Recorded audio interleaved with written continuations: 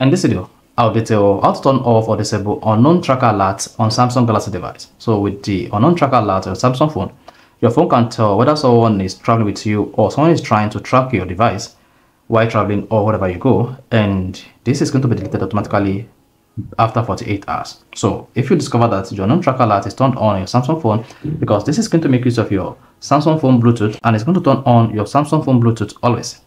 So to disable the unknown tracker alert on your Samsung phone so that you can turn on your Bluetooth, this video is going to walk you through. So if you don't know this video, if you found this video informative, please don't forget to like and subscribe. Now to turn off or disable unknown tracker alert, all you just need to do is go to your Samsung phone settings. On the settings page, scroll down. Click on safety and emergency. Then on that page, scroll down and locate unknown tracker alert and click on that.